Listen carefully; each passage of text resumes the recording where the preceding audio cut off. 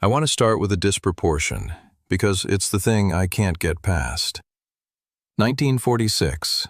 The Second World War has just ended. Europe is in ruins.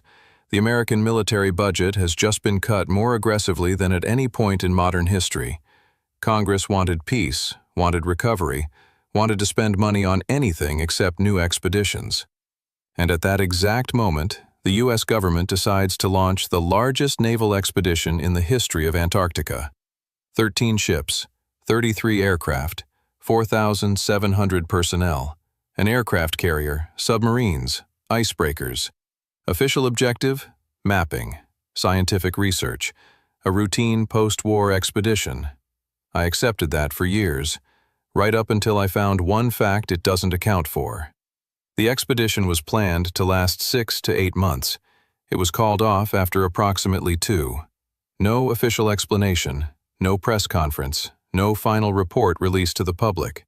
The commanding officer, Admiral Richard Byrd, the most celebrated polar explorer in American history, a Congressional Medal recipient, gave a single interview on his way home, not to an American outlet, to a Chilean newspaper. El Mercurio, March 1947. He said things in that interview that his government, by all appearances, did not expect. And then he went silent. Until his death in 1957, not one public word about Operation High Jump. I want to talk about what he said, and about why it took 13 ships to go look, and total silence to cover it up. Before we get to what happened in 1946, you need to understand who the government sent down there. Richard Evelyn Byrd was not an adventurer, not an enthusiast. This was the man who flew over the North Pole in 1926, over the South Pole in 1929, and completed the first trans-Antarctic flight over the interior of the continent. In 1934, he wintered alone at a remote research station called Bowling Advance Base, in temperatures below -60, in conditions that nearly killed him from carbon monoxide poisoning. By the time the rescue team reached him, he had been there 5 months. That wasn't failure. That was a record no one had ever attempted, and it required a full rescue mission because he was more valuable alive. This was a man with an unimpeachable reputation, national hero status, and the personal trust of 4 consecutive presidents. When someone like that says something publicly, it isn't a breakdown. It isn't journalistic exaggeration. It's testimony. Which is exactly why what he said in March 1947 is so difficult to fit inside the official version of events. The version where everything went fine, everyone came home on schedule, and the mapping was just mapping. El Mercurio, March 5, 1947. Byrd gives an interview to Lee Van Atta, an American correspondent for the International News Service who had been embedded with the expedition and filed the piece in the Chilean press on the journey home through Santiago. The interview still exists. It has been translated. It has been verified by multiple independent researchers. In it, Byrd says the United States must take protective measures against the possibility of attack from the polar regions, that, in the event of a new conflict, an enemy could strike from polar directions, quickly, without warning, along routes that American defenses don't cover. That he personally believes this threat is real, and that his conviction comes not from intelligence briefings, but from what he saw with his own eyes during the expedition.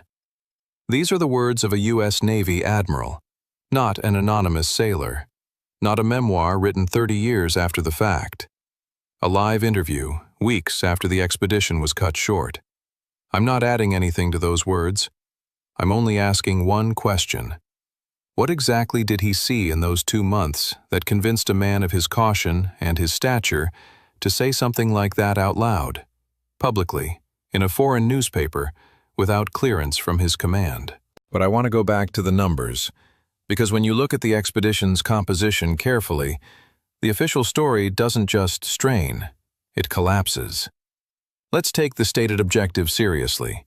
For aerial mapping in 1946, you need planes with camera equipment, a few support vessels, and a scientific team.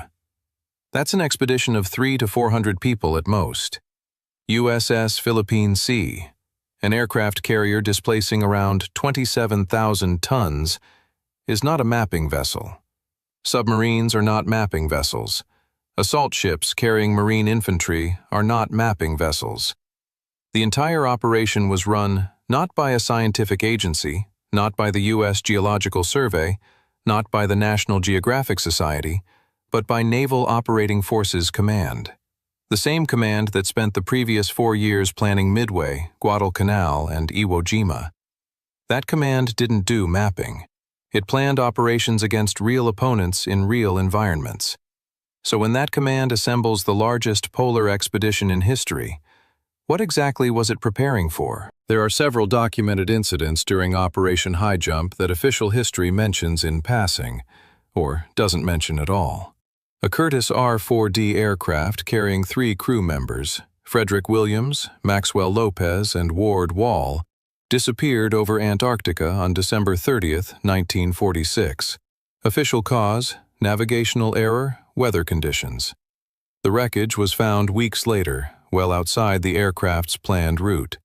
No public inquiry was ever conducted into why it deviated. That's not a theory.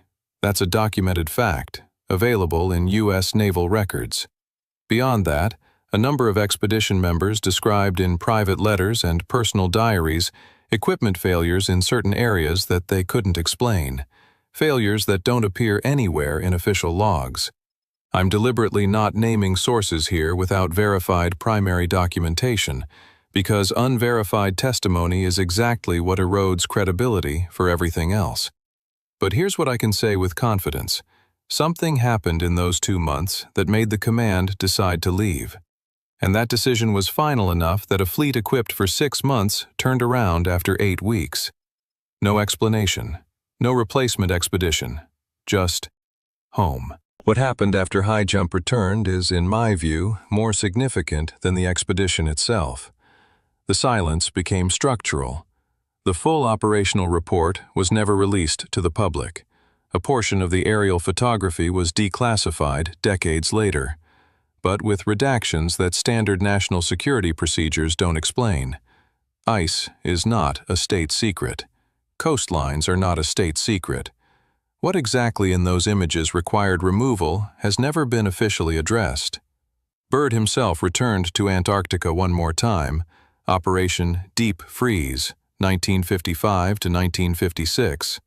In April 1957, he died. Official cause, heart failure. He was 68. People close to him in his final years described someone withdrawn, reluctant to appear in public, unwilling to discuss his Antarctic experience. I'm not saying those things are connected. I'm pointing out something simpler. The man who spent more time in Antarctica than any other American of his era died without leaving a single memoir, a single interview, a single public word about what he saw there. For someone of his stature, that's not modesty. That's a decision. 2 years after Byrd's death, 12 nations signed the Antarctic Treaty. Among them, the United States, the Soviet Union, the United Kingdom, France, Australia, Argentina, Chile. Nations in the middle of one of the most intense geopolitical standoffs in history. The US and USSR had nuclear weapons aimed at each other. Berlin negotiations had stalled.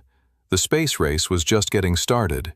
And yet, in December 1959, they signed a document declaring Antarctica a demilitarized zone, off-limits for resource extraction, closed to territorial claims, open only for internationally supervised scientific activity.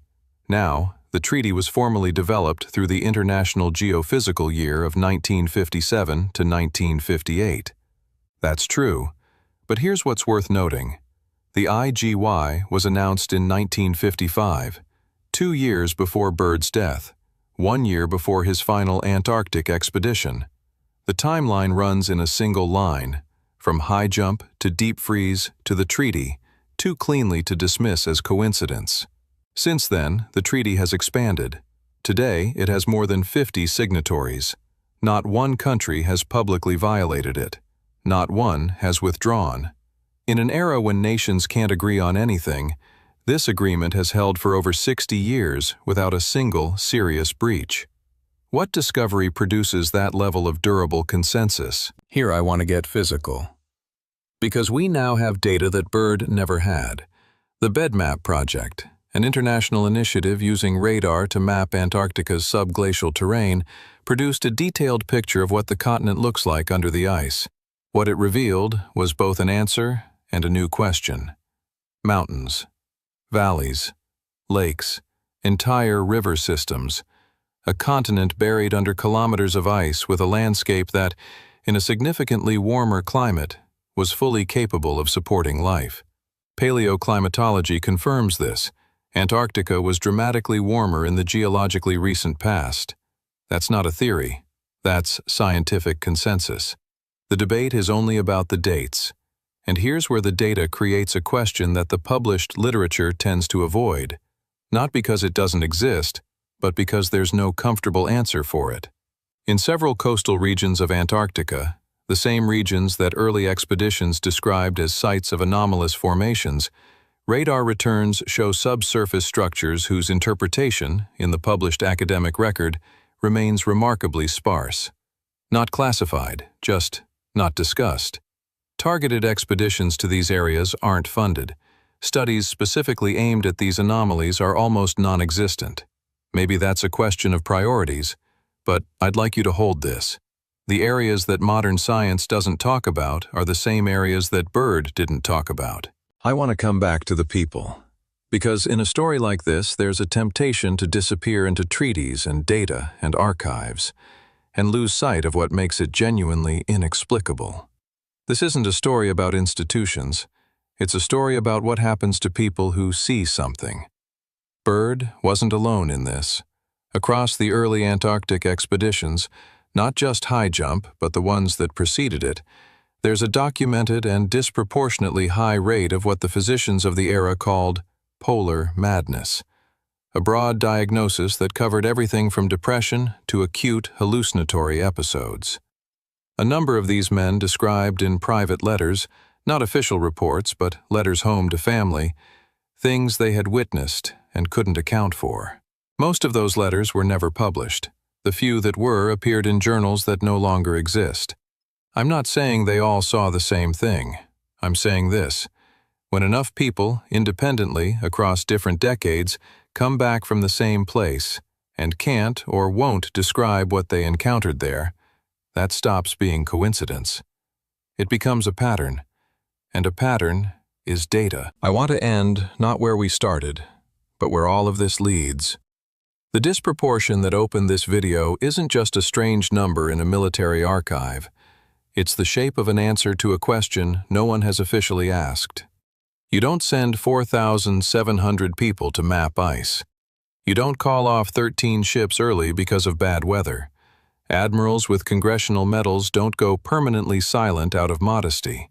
And 12 countries at war with each other don't agree to lock down an entire continent without a reason that outweighs everything that divides them. There is a reason. It's consistent. It runs from the first expeditions of the 1840s, which we covered in the previous episode, through high jump, through the 1959 treaty, through the redacted aerial photographs, through the BedMap anomalies that academic science prefers not to discuss.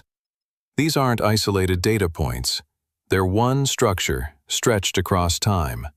A structure that, every time someone gets close enough to examine it, responds the same way. Silence. If this question stays with you the way it stays with me, write about it. Disagreement is just as valuable here as agreement. Subscribe if you're not with us yet.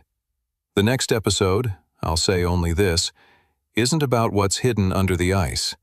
It's about who's flying there right now, and why it's happening at this particular moment.